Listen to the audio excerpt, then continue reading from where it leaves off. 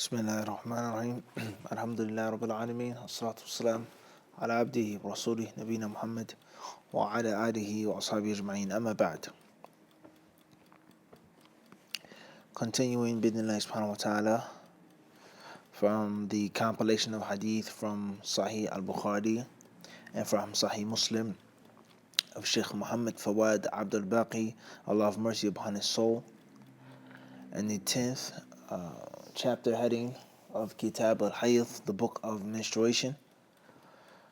The author says, Bab wal-Qadr al-Mustahab min al-Ma'i fi ghusl al-Janaba.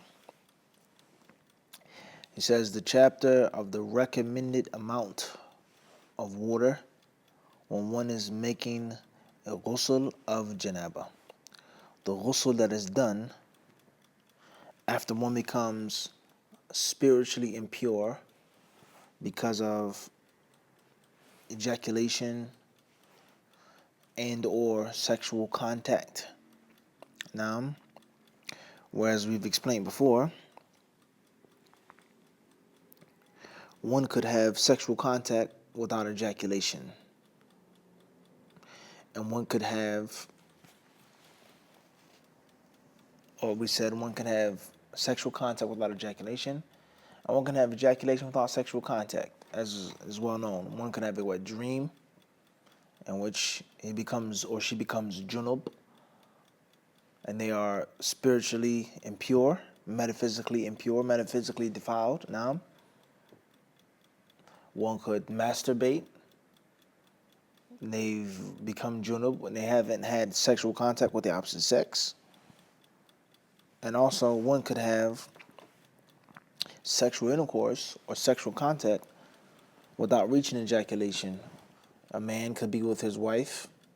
He could commence the intercourse and there's actual penetration, but for one reason or another, he doesn't reach climax, nor does she reach climax. So they are interchangeable. What's important is that however, whether it's halal, whether it's haram, your girlfriend, masturbation, wet dream, your permissible wife, whatever the case may be, however one becomes junub, one cannot pray until he or she washes and performs the spiritual, ritual, metaphysical way of cleansing, which is known as al-ghusl. So how much water should you use? After we've given the description of this type of ghusl, the mandatory way and the recommended way, the bare necessities of this washing, this bath or shower, and the recommended particles or articles of this washing. Another finely tuned issue and concept is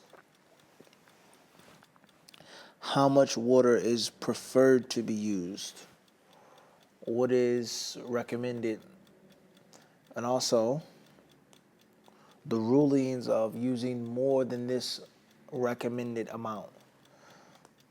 Obviously, if it's recommended, then using more water is not haram. But is it disliked to use a lot of water, more than this amount mentioned? Secondly is, what if a person uses a whole lot more, an abundant amount of water, much more than what's mentioned? Does it then become haram or disliked? Such as our modern Western standards of taking a shower. As we've explained in many classes of the wal-Marjan, water in the time of the Prophet ﷺ in Arabia, before him and after him, was extremely scarce. There was water, there were seas and rivers, there were springs, there were wells, there was rain, but it was nothing like how things are today. The climate of Arabia, Saudi Arabia now, Arabia then, very dry, very arid. Even though some parts of Arabia are considered to be a tropic area, but it's very, very, very dry. So water was scarce. And the preservation of water and keeping it far from contamination and waste was considered to be a sign of their cultural refinement. They didn't waste water.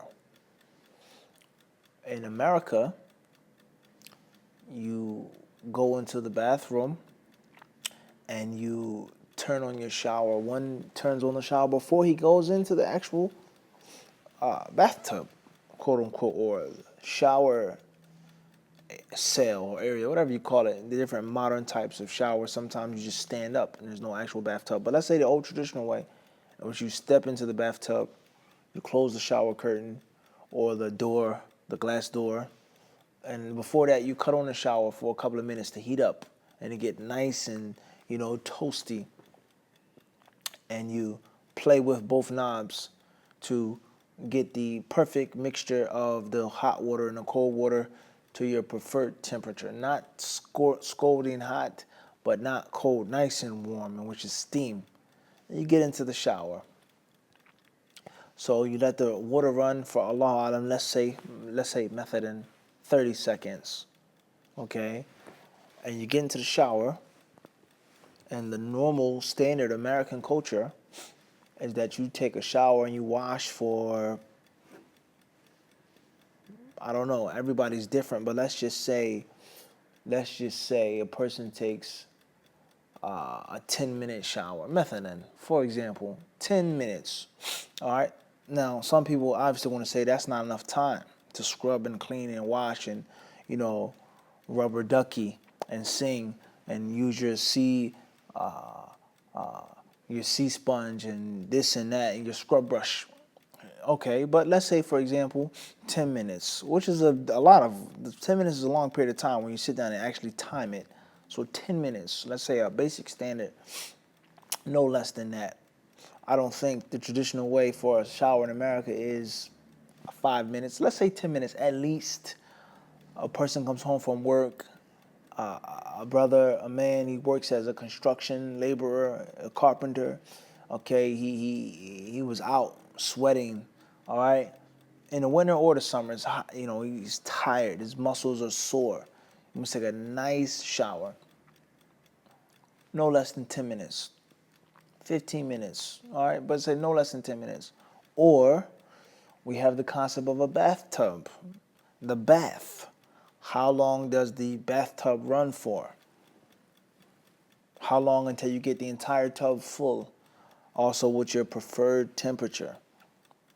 And how long do you plan to sit in the tub and rinse and so on and so forth and soak?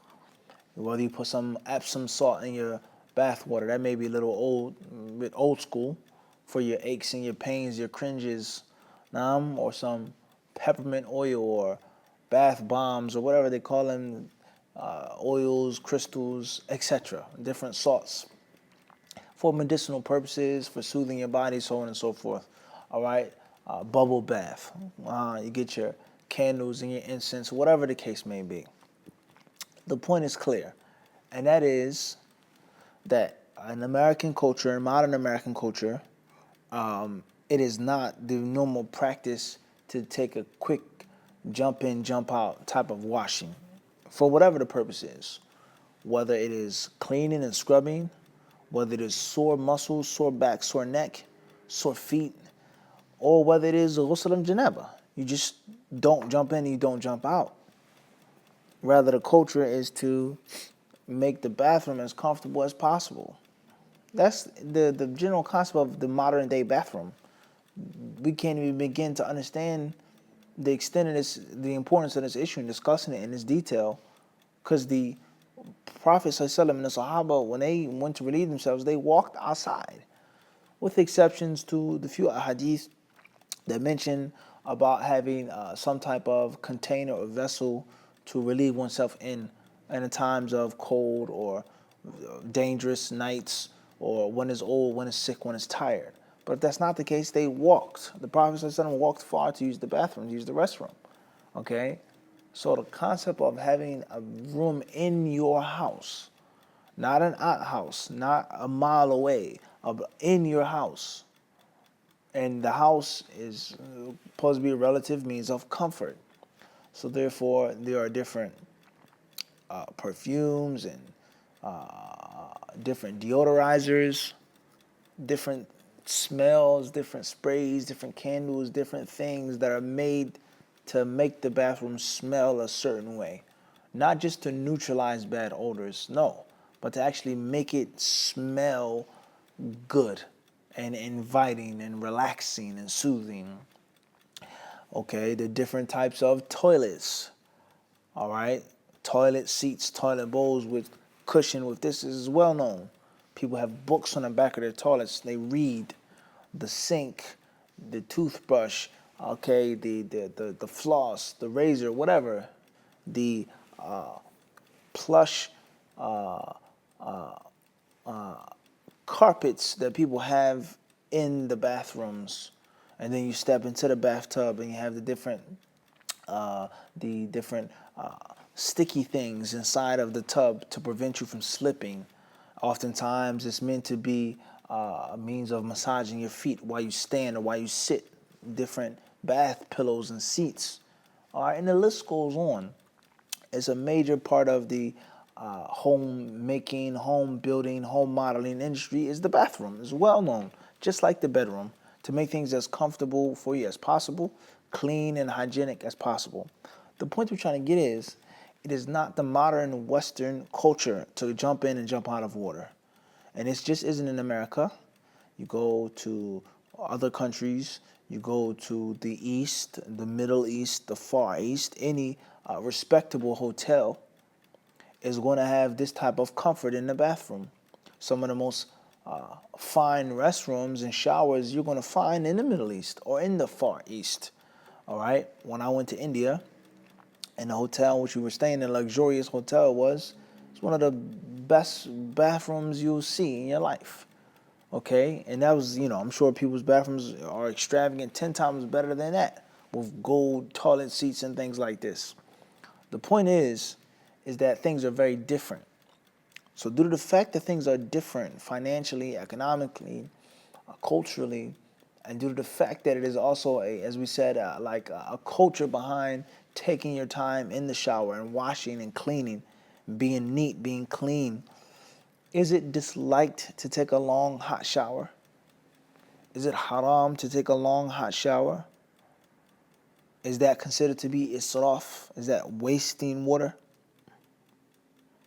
Very important, honest question that we have to ask ourselves. And if this is what mentions al-qadr al-mustahab, the recommended amount of water, هل يلزم من ترك هذا القدر المستحب الوقوع في الكراهة? Just because we leave off something which is supposedly recommended doesn't mean that we automatically fall into something which is disliked. Very important masala of fiqh among the ulama. If I leave off that which is recommended, does it mean that I fall into that which is disliked? It is not obligatory for me to perform this act. It's not haram to leave it off, but it doesn't mean that it's now makruh. Okay, very important issue, which we've spoken on this a few times and actually debated some of the different disciples in person regarding this issue. And I feel that this is very important, it's very crucial, because it's something that the average person does on a daily basis. Even if it's not a 10-minute shower, a 5-minute shower is a lot of water. You can collect a lot of water from 5 minutes. Each minute, 60 seconds of water. You know how much water you'll fill from the shower in 60 seconds? That's a lot of water. Taking a quick bath, even if the bathtub is not full all the way up, halfway, that's much more water than what we're going to mention here. So does that mean that the average Muslim, 99% out of 100, on a daily basis, when they clean themselves, physically clean themselves, and spiritually clean themselves, are actually performing something which is makruh or something which is haram? If that is the case, then that's a sad situation, and it's very dangerous. That means that a person who tries to get closer to Allah subhanahu wa ta'ala is actually getting anger of Allah. And if not anger from Allah, if it's just makruh, then he's on the borderline of getting anger from Allah. So to say that and to prove that is something very serious and very dangerous. Now, once I had a debate with a friend of mine's, a disciple, with regards to, a fellow disciple, with regards to making wudu and using too much water in wudu, and that it is disliked. And this brother was much older than me. He quoted a hadith that said that is from israf to use water even if you're on the bank or the shore of river or lake or pond. If you have a large body of water right there, he quoted this hadith. Now this brother, his cup was extremely full at the time, overflowing, pouring on the floor, metaphysically speaking. And I asked him, I said, "Are you sure about this hadith?" He said, "Yes." He said, "This hadith is in Sahih Bukhari." And this brother is not some ignorant guy. He's an actual student of hadith. I said, "Are you sure it's in Sahih Bukhari?" Not arrogantly speaking, but alhamdulillah, I knew for sure that it was not in Sahih Bukhari with full certainty. He thought it was. I said, "You sure about that?" He said, "Yes, I'm going to show you." I said, "Okay, let's go. Let's open it up." And he opened it up, and he didn't find the hadith because it wasn't in Sahih Bukhari. Rather, he found the kalam of Imam al-Bukhari, وَكَرِهَ أَهْلُ الْعِلْمَ الْإِسْرَافَ فِي الْوُضُوءِ أو كما قال. In which al-Bukhari said that some of the people of knowledge dislike israf when making wudu, when making tuhur. And he never ever quoted that weak hadith. That hadith which is extremely weak, which you'll find on the wall when you walk into the wudu station of the masjid, which you'll find on the bulletin board of the masjid. Do not waste water. إِنَّ مِنَ الْإِسْرَافِ وَتَتَوَلَوْا عَلَى شَاطِئِ النَّهَرِ. That hadith, which is totally inauthentic, we say. The hadith is totally inauthentic, first and foremost. Secondly is, just because this is the supposed amount which is recommended, doesn't mean that more water is disliked, let alone haram. That's the second crucial question. Crucial question number 3, is there such thing in our modern times, especially in modern developed countries or cities of these countries, is it a such thing as quote unquote wasting water? Can I waste water when I cut on the faucet? Where did the water come from? What does the water taste like? Where does the water return to? Am I pouring the water out on the ground? Am I going into the well myself? Am I filling up from buckets after a rainstorm? Or does the water come from a pipe, coming from a reservoir, coming from the other technical, scientific terms of those different places where the water is stored and transported and filtered and cleansed and chemically washed, so on and so forth? A plant, a treatment plant. Is it a such thing as wasting water in the United States, in which most cities, if not all of them, have modern sewage plants, waste management plants, water treatment plants, in which the water comes from a place, returns to a place, and then returns back to your faucet and back to your shower head? And that is why people who live in these major cities buy spring water or buy at worst filtered water. And there's an argument with regards to, is spring water actually from a spring? Is it just distilled or filtered, so on and so forth? Brita, the list goes on. Bottled water is a waste of money. It's a harm to the environment. Never buy plastic, always buy glass. And most bottled water in glass is also a hoax as well.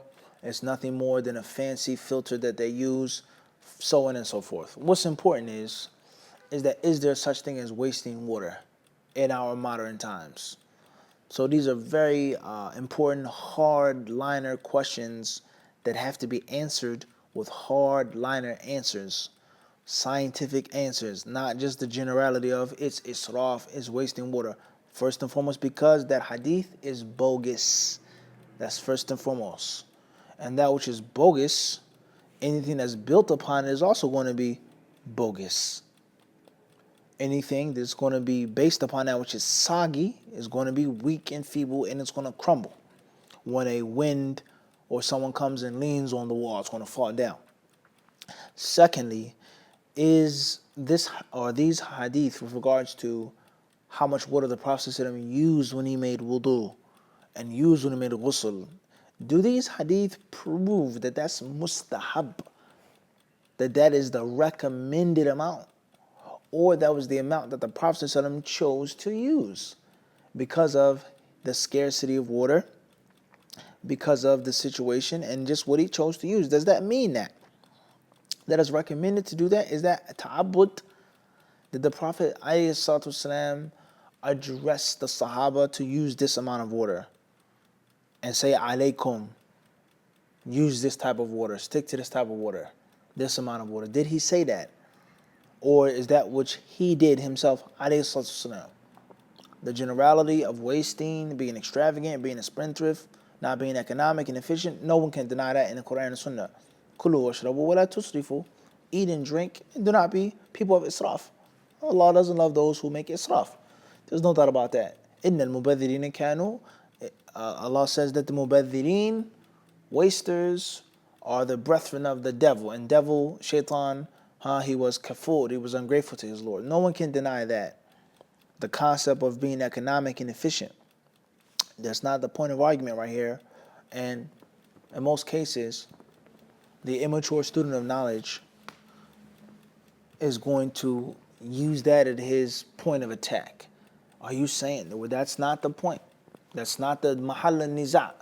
That's not the issue of debate, of being economic, of being efficient. That is not the issue of debate. The issue of debate is, where can you prove in the authentic sunnah that the Prophet ﷺ restricted the use of water and told the people to use a specific amount of water and addressed them to use a specific amount of water? Where can you find that? The statement of the Sahaba, one thing. What the Prophet did himself, one thing. What he addressed and censured and spoke out against the people, to the people, encouraged the people, prohibited the people, that is the mahallun niza'. Okay? And I think that a very important point for us to discuss here is when we try to consider ourselves people who respect the sunnah and wish to learn the sunnah and implement it and take our fiqh organically from the sunnah, all right, which is a rare thing nowadays, even in the past, but especially nowadays, and it's become something that's been looked down upon and something that it seems to be so difficult and so burdensome to reach. It's so confusing. Just do a madhab, this, and that. In which a brother asked once, what madhabs do you draw your fiqh from? Akhi al-Kareem, may Allah bless you. Can't you see?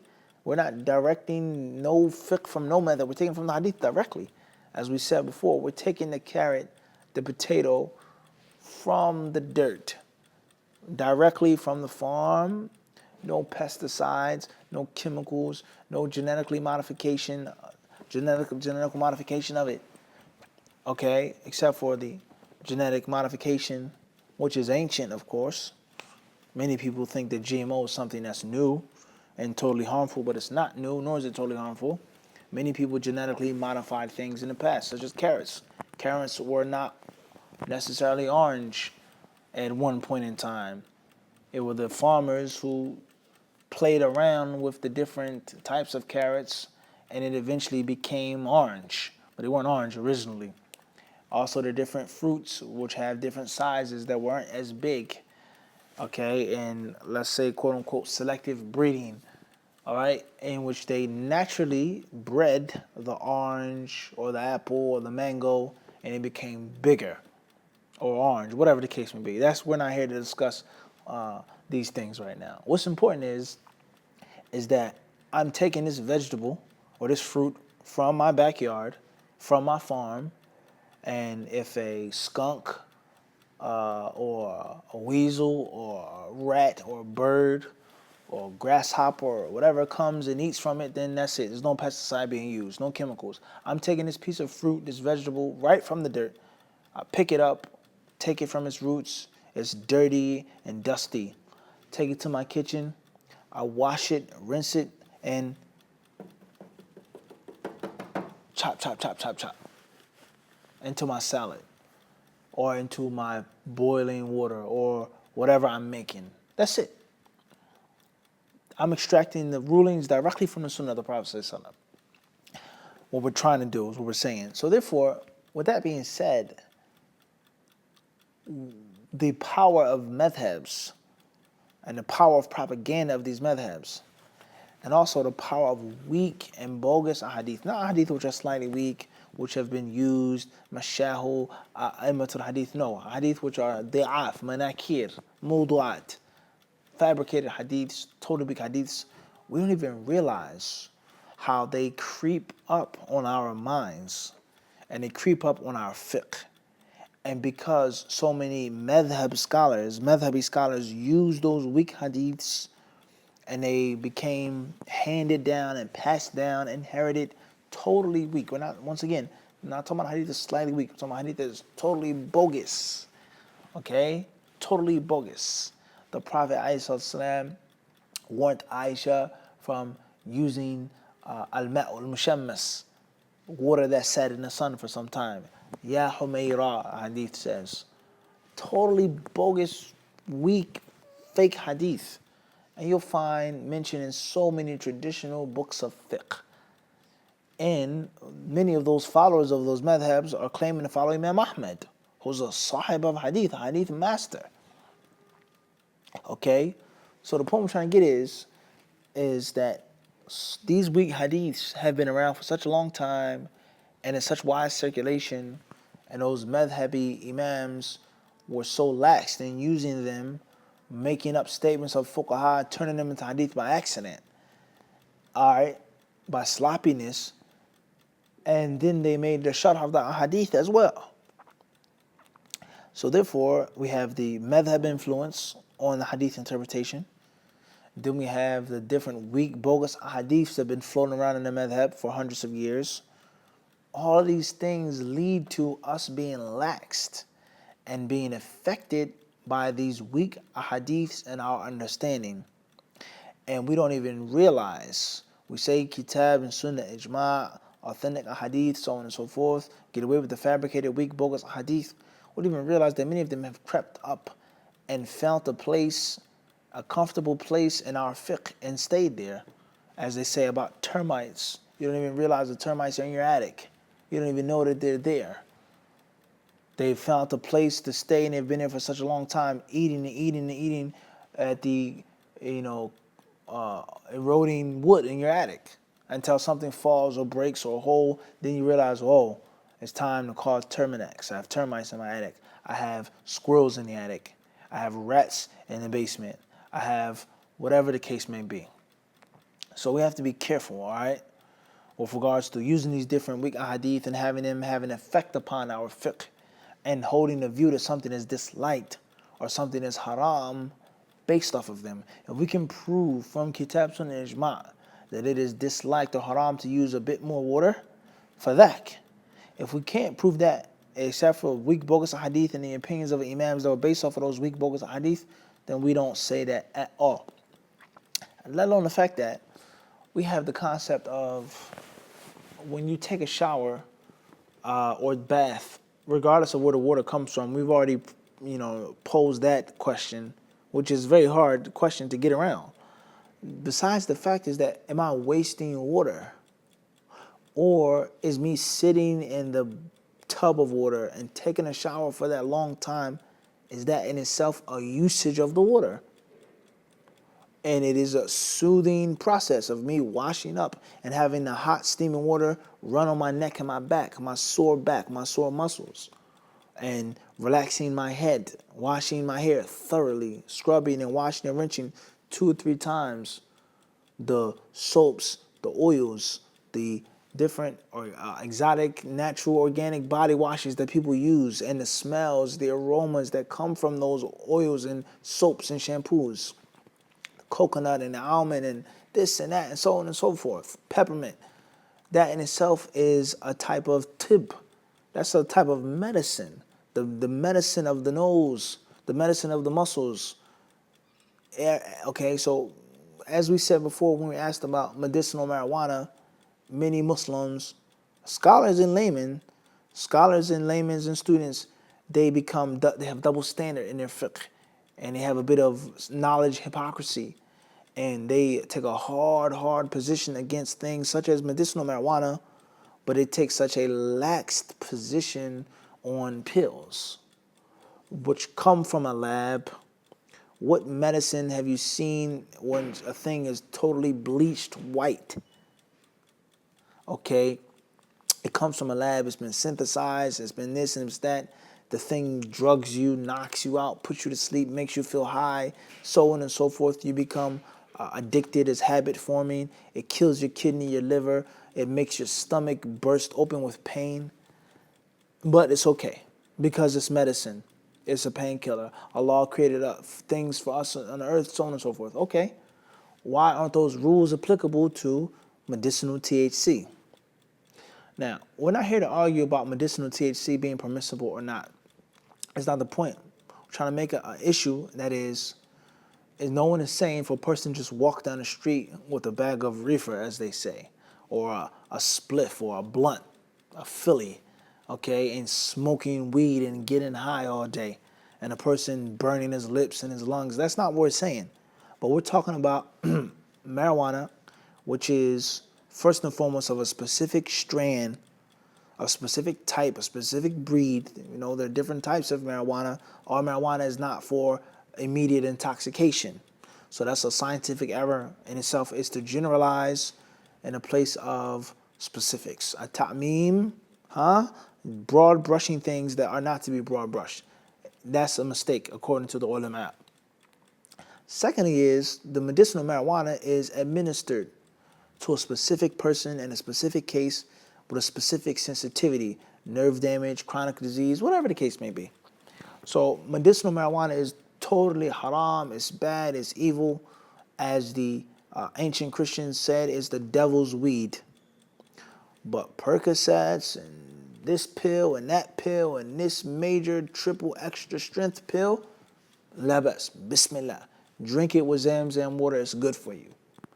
Obviously, that's not going to, add up at the end of the day in light of hardcore ilm, okay? And the same applies to taking a bath or shower, all right? It's haram or disliked to take a long shower, but you can eat more, or you can wear this and have that and drive this expensive fancy car. So the car that costs much, much more is not israf, but me taking a shower after working for 12 hours a day, 14 hours a day, 18 hours out of the day, my neck and my back feel like they want to fall off, and I enjoy hot water, that is israf. Or it's 100 degrees outside, 113 degrees in Saudi Arabia, 115 degrees, 125 degrees, all right? Or it's 95 degrees in America with humidity. I was outside, I'm sweating, and I want to go and I want to take a cold shower and cool myself off.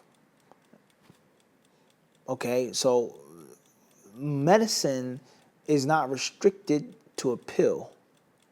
Medicine is not restricted to a scalpel. Medicine is not restricted to surgery. Medicine is medicine. Anything which is medicinal, which is a means of healing the body, curing the body, soothing the body, and preventing sickness and illness to the body is considered tib. And that is why Ibn Qayyim rahimahullah ta'ala discusses all types of things that the Prophet ﷺ did, allowed, and encouraged in his book, Zad al-Ma'ad, which a part of it has been translated into English. The whole book is in English, but we're talking about the specific part in which they call At-Tibb al-Nabawi, the Prophet's Medicine. The Prophet's Medicine is not a specific book by Ibn Qayyim. It is actual part of Zad al-Ma'ad. And in that book, Ibn Qayyim talks about things from sleeping, vegetables, different foods, to sexual intercourse. And he all considers it to be Tibb Nabawi, prophetic medicine. In other words, preventative medicine, medicine which is a cure and a remedy, whatever the thing may be, a substance, a food, a drink, an act, a practice, is all considered medicine. So why do we have such a double standard with regards to water being a means of healing, curing, and medicinal usage? So hopefully the point is clear. So what the point I'm trying to get to is we have to reevaluate our outlook on this situation and many other situations. One last example I'll mention to you is the concept of food and eating. Many people, they hold the view that you cannot eat until you're full. You cannot have a full meal. It is haram to do that, or it is disliked to do that. Naam. And obviously, there's the famous hadith of Al-Miqdam ibn Ma'di Karib radiallahu anhu, in which the Prophet ﷺ is quoted to have said, the son of Adam cannot fill a vessel worse than his own belly. مَا مَلَ بْنُ آدَمَ وِعَاءً شَرًّا مِنْ مَوْطِنِهِ. And if it's a must, فَثُلُثٌ لِطَعَامِهِ وَثُلُثٌ لِشَرَابِهِ وَثُلُثٌ لِنَفَسِهِ. A third for food, a third for water or drink, and a third for air. Okay? No one is going to deny the wisdom of minimizing one's food from time to time, and not stuffing yourself and gorging out, as we say, pigging out every single meal and eating until you're bloated and your stomach is sticking out and you pass out and you just die and roll over because you're so stuffed. And then drinking tea and coffee and eating ice cream and cake and sweets and brownies and cookies. No one is going to deny that that is harmful to one's health. It's harmful to one's wealth. It's harmful to one's health. It's harmful to one's ibadah. It's harmful to one's daily schedule. No one's going to deny that. That you shouldn't have a big, gigantic breakfast in the morning that's going to make you want to sleep. No one is denying that. However, the fact is to say that it's always mandatory to eat just a little. And if you eat a lot, you're not practicing zuhd. And you're going against the sunnah. And it's disliked, let alone haram. You cannot eat until you're full. Or some say you can't eat until you're hungry. Don't eat until your body becomes hungry. Don't have a snack. Or don't have a power meal or a power snack. Do not maintain your body. In other words, don't fill your gas tank until it's on E. Don't charge your iPhone until it's on 1%. Then you charge it. All right, but don't keep it charged. You're a car driver, or you just have your own car. You have your car on the stand in your car, and you have it plugged into the adapter, in your car or whatever all the time. No, let it die sometime. Sometimes one thing. All of the time your phone is on E, beeping, making noise, giving you alerts. So many people, they have the view, and I've experienced this. This is not hypothetical. I've been to masjids in which people, they have the view in which it's haram to eat until you're full, number one. Secondly, it's haram to eat until you are hungry. And if not haram, then it's at least disliked, and it's looked down upon, and it's munaqidun lizuhd, munafin lizuhd.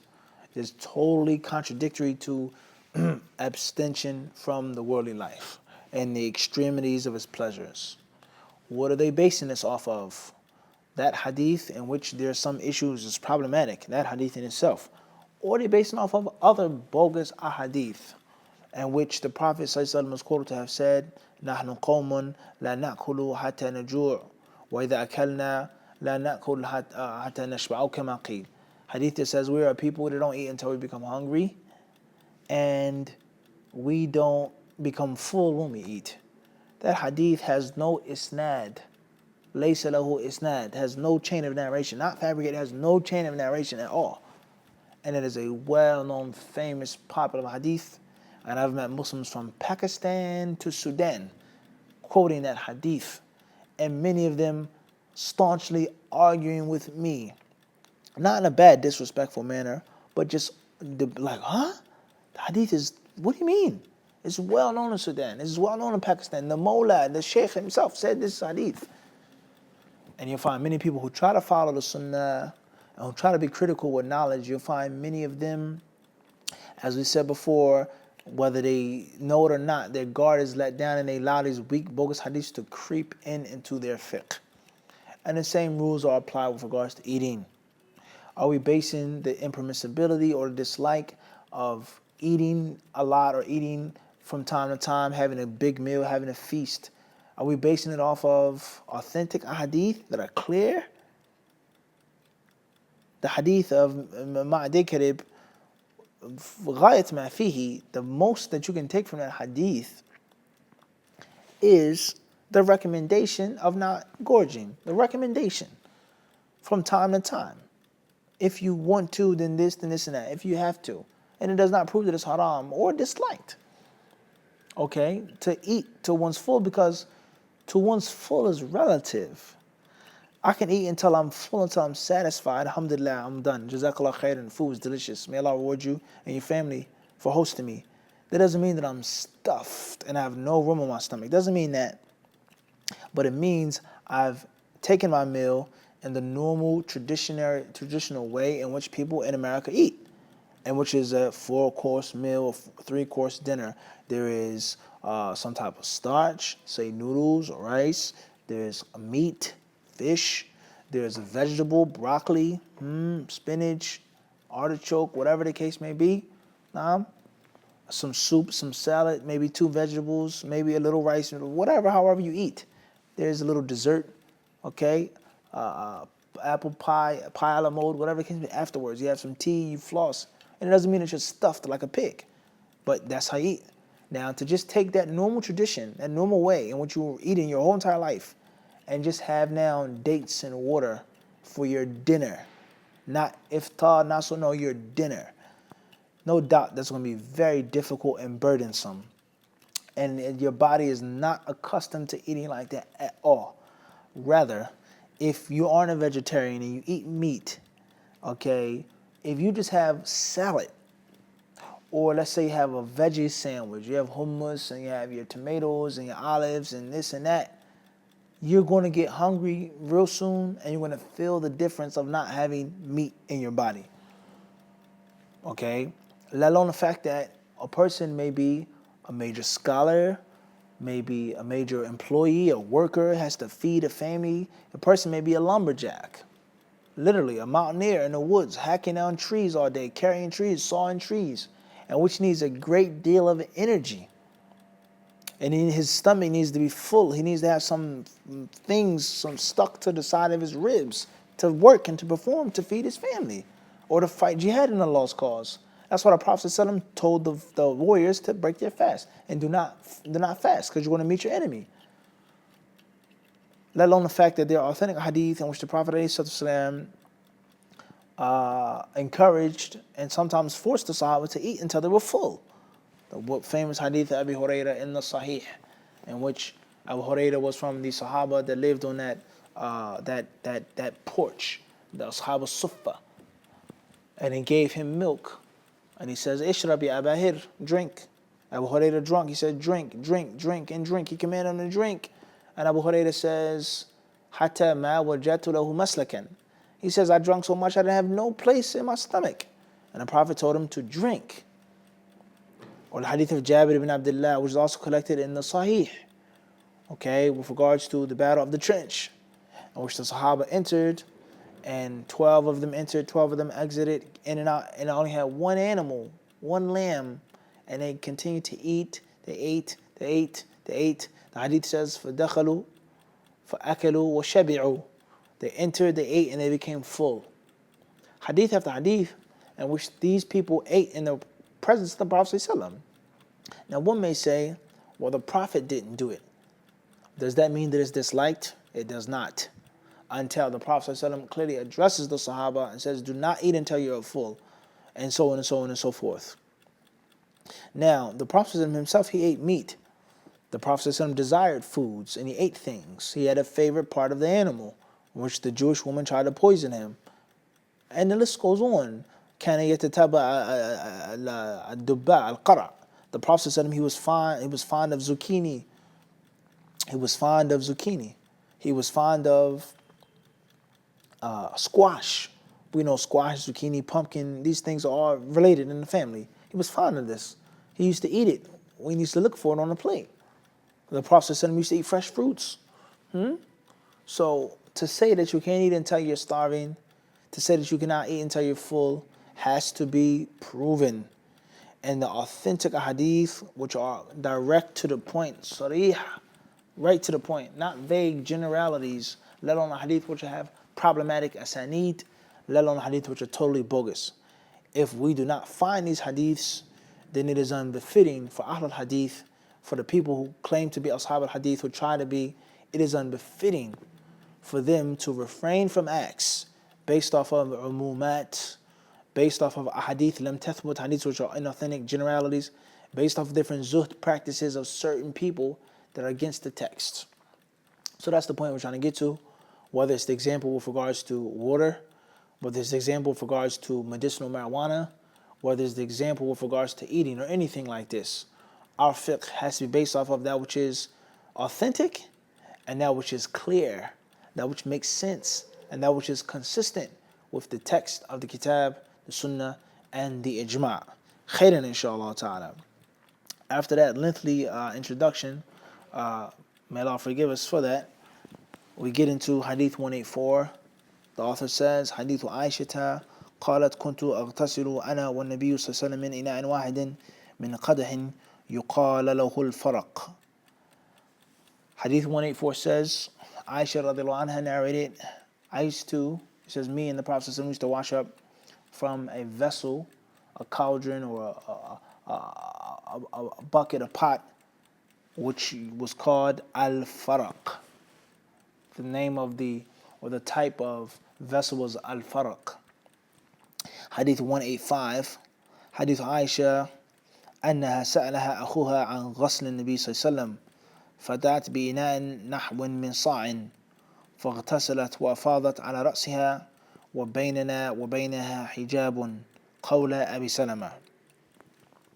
Aisha was asked by her brother regarding the washing of the Prophet ﷺ. So she called for water, which was roughly the amount of a sa'. She then washed and poured the water on her head. And between us and her, Abu Salama, the Rawi, he says, was a curtain, was a veil. Hadith Anas قال كان النبي صلى الله عليه وسلم يغسل أو كان يغتسل بالصاع إلى 5 أمداد ويتوضأ بالمد. 186 narrated Anas radiallahu anhu, the Prophet ﷺ used to wash up or wash someone else or wash himself with a sa' up into 5 muds, a sa' mean 4 of course, and he used to make wudu with 1 mud. He used to make wudu with just 1 mud. So we see here all of these different ahadith, they all prove one thing. And that thing is that there was measurement of the Prophet ﷺ's water with regards to his spiritual purification. The spiritual purification and the metaphysical purification. Okay, whereas the ghusl and wudu is ma'nawi, spiritual, ritual, metaphysical. It doesn't mean that you wash because of something which is physically filthy or dirty on your body. Tayyib. All 3 of these ahadith clearly prove that one point. 2 narrated by Aisha,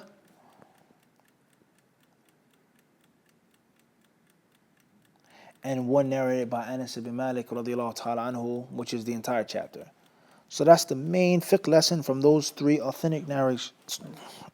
As we said, narrations which are in Bukhari and in Muslim, agreed upon. 2 narrated by Aisha, 1 reported by Anas. Is that the Prophet ﷺ's water was minimized, and it was carefully observed how much water he used in ghusl and in wudu. Khairan inshaAllah. As far as the specifics of each hadith, then Hadith 184, when we analyze it and break it down, shows that Aisha and Prophet Muhammad washed together. And this vessel, which was called the faraq, the ulama say thalathatu asur'. It was 3 saws. And a sa', sad, alif, and ayn, is an ancient prophetic means of measurement. And it's basically 4 muds. Arbat amdad. And a mud, as the people of knowledge say, is the scoop of normal sized hands. A full scoop of a normal size, or the hands of a the normally sized hands of a man put together. A scoop, all right? And you scoop 4 times. So, as we're speaking right now, or after the class, go to the bathroom or the kitchen and take a pot, fill up with water, and scoop your hands into it once, twice, thrice, 4 times. That is 1 sa, 4 scoops with both hands. So this bucket or pot had 3 saws, which is 12 mud. If my multiplication is accurate, 12 muds. So, if you're married, it's a very important comprehension and conceptualization of this whole entire issue here. It's how the Prophet ﷺ lived. You can do it yourself, or let's say with your wife. Go into the bathtub and take with you, let's say, a clean bucket or a pot, and scoop your hands under the sink, under the faucet, 12 times, and put it into the pot in the bucket. And then you and your wife perform ghusl janaba together. See how much water will be in the pot, and see how easy or difficult, pleasing or displeasing it would be to wash from sexual intercourse with that amount of water. Not 1 person, but 2 people. Everybody understand this. And then you can understand how scarce water was and how the Prophet ﷺ lived. And it also shows the lack of practicability or practicality of the view of many people, that taking a shower or a bath is israf and is disliked or haram. Everybody understand this?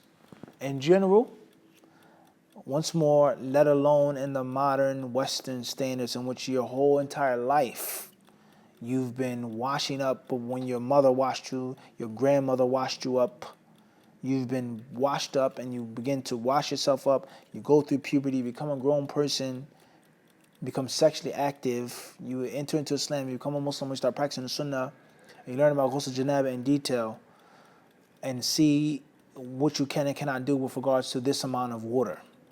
For 1 person, let alone 2 people. Khairan, inshallah. This hadith also teaches us a refutation of those who say that the Prophet ﷺ was a political leader. That was it. He was just a political leader, a tribal leader. He's just a warmonger, a general. What warmonger, what political tribal leader, what womanizer, what money-thirsty, power-thirsty warlord would wash up with this little bit of water, this small amount of water? Is unheard of when you get into the Julius Caesar and Alexander the Great and Genghis Khan and Shaka Zulu and Napoleon Bonaparte and this one and that one, of these quote-unquote great military leaders, great political leaders, leaders of men, conquerors of men. Do you think that they would have washed up with this little bit amount of water in a basic normal pot? Or do you think they would have an entire huge cauldron made of exquisite brass, or maybe silver, or maybe gold, and have 3 or 4 different slaves and concubines washing them and scrubbing their every part of their body and sitting and soaking for hours and having the best of the best? Which one do you think? So how could the Prophet be someone who wanted money and wanted to control the people and rule the people, and he was a fake prophet, and that's all he was, but he lived such a simple, basic lifestyle? As we have said this many times before, the best defense is offense. Rather, as we learn from the science of pugilism, of boxing, every offensive move also has to be defensive. And every defensive move also has to be an offensive maneuver as well. So when the people talk about the Prophet ﷺ, he married Aisha, she was 9. He killed the husband of Sophia. Bilal supposedly dragged Sophia across the battleground, and there were people slain everywhere.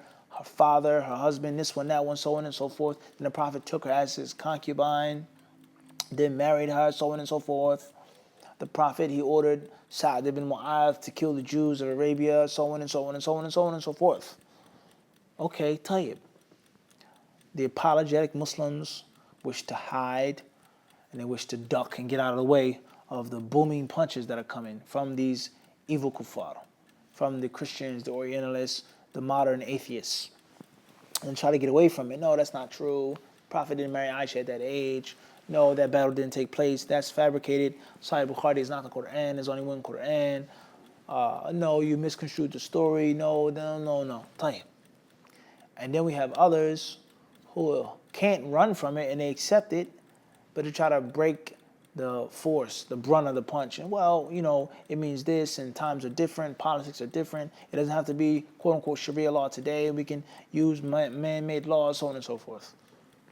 But the best way, in my opinion, humble opinion, is when we slip the punch or parry the punch, we also counter the punch. We counter the punch and we hit back. Where you found that the Prophet married Aisha and killed this person in order for this person to be killed and this one to be assassinated, and the Prophet ﷺ, he took these as slaves and so on and so forth, and he had black slaves and he did this and he treated people like that, and the Persians, so on and so forth. Where you find these supposedly narrations, authentic or inauthentic, but let's deal with the authentic ones.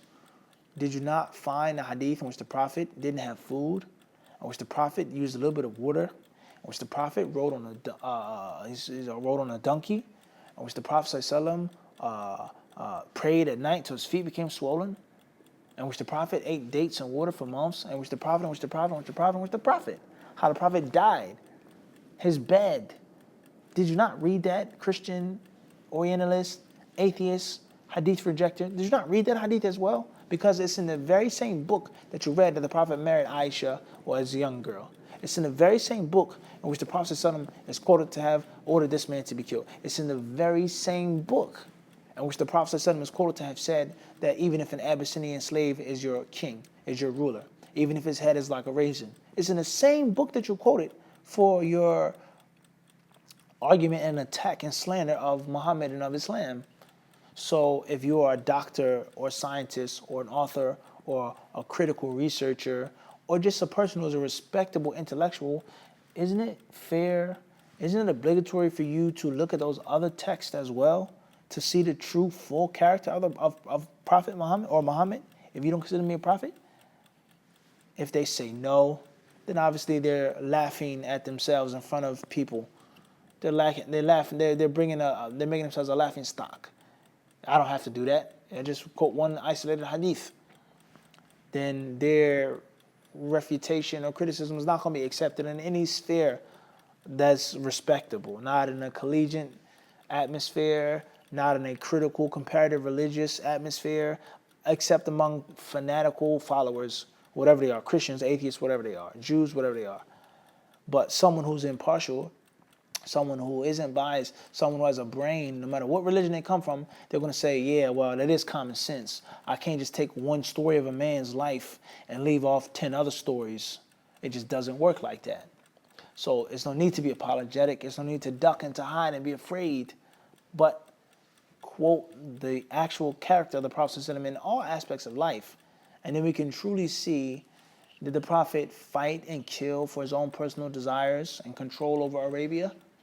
Or did he fight and kill based off of the commandments of God?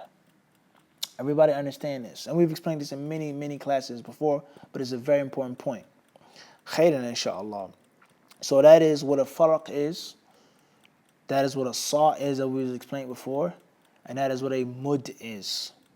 So Hadith 184 proves the permissibility for a man to wash with his wife from janaba.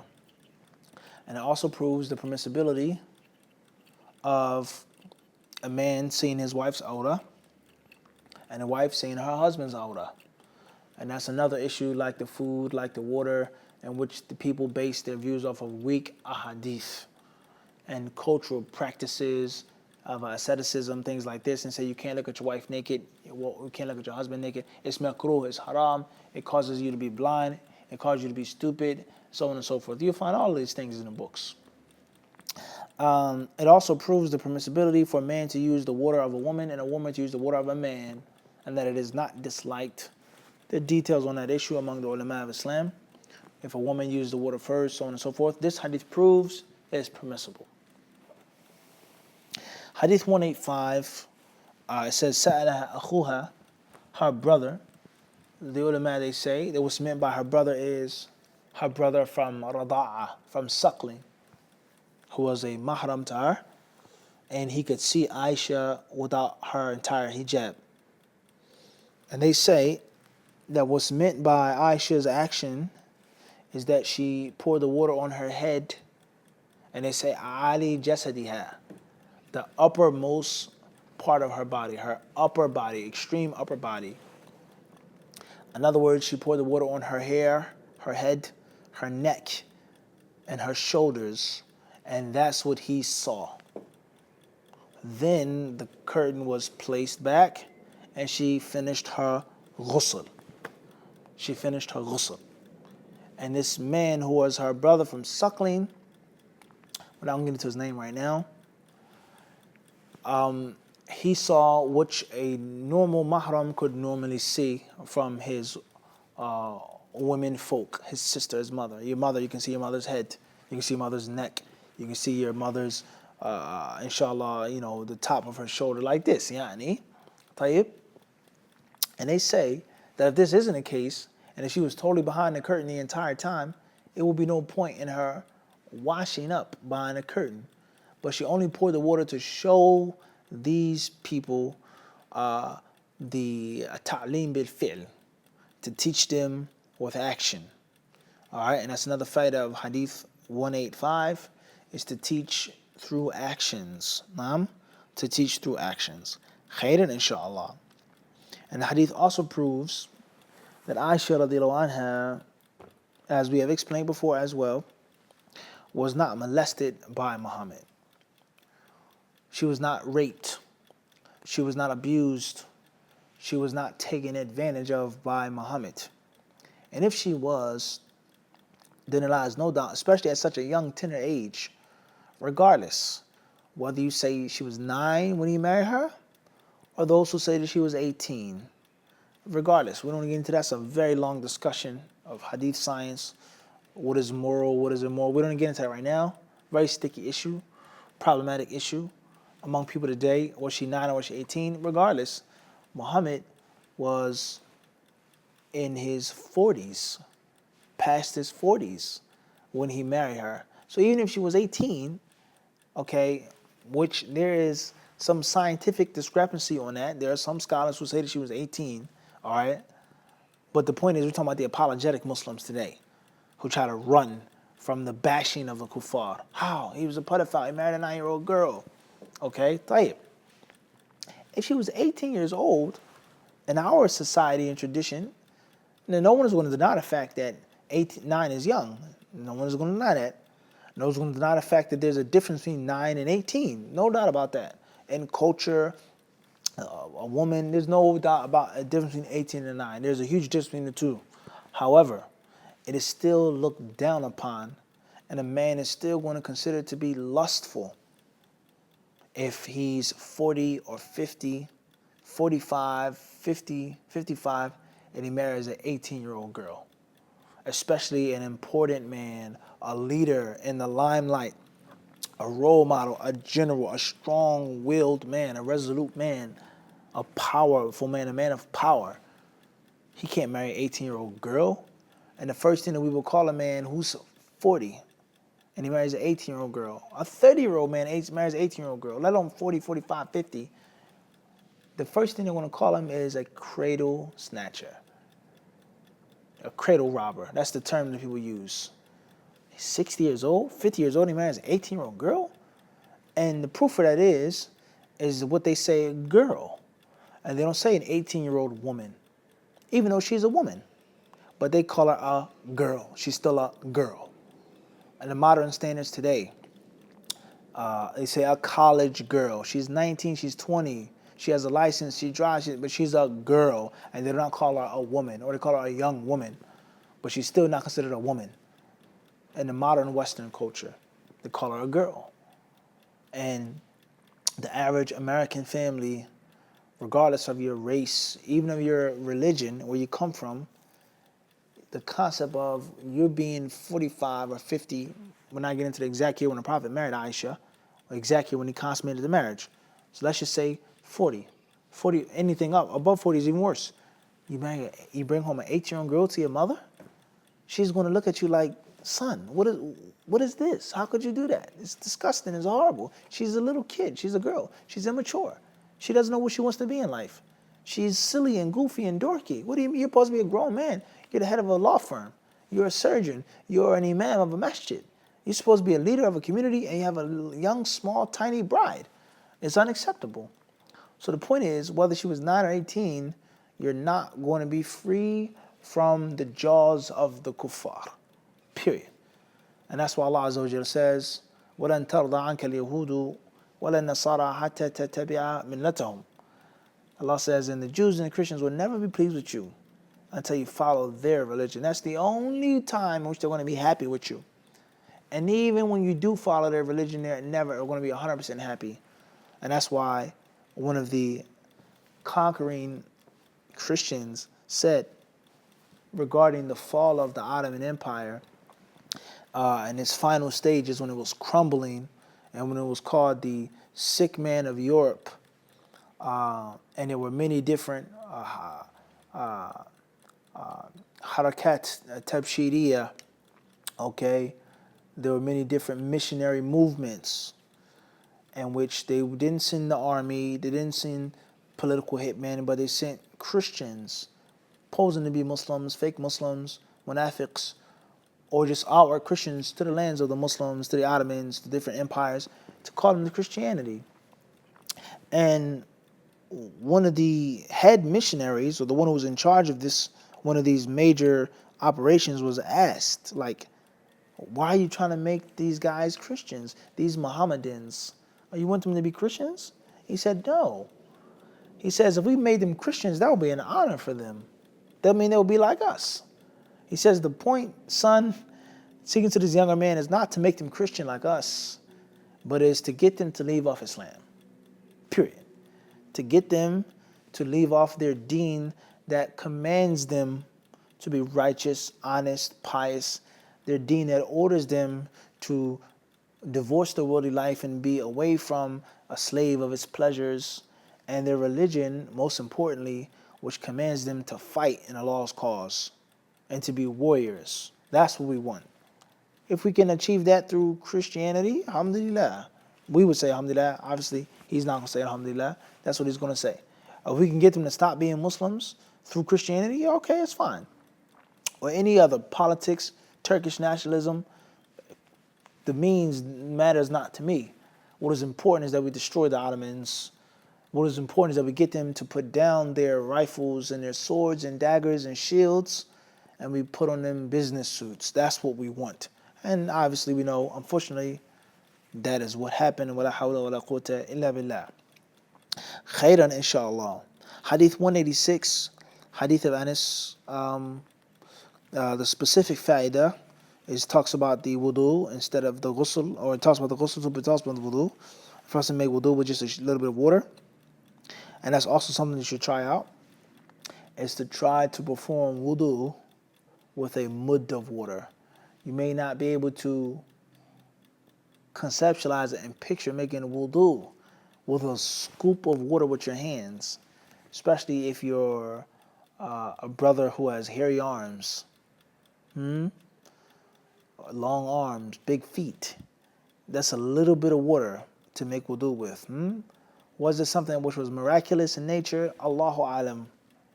But from time to time, just try it out, inshallah. Try to see if you can do it, and this will also force you to have more respect for the Prophet ﷺ.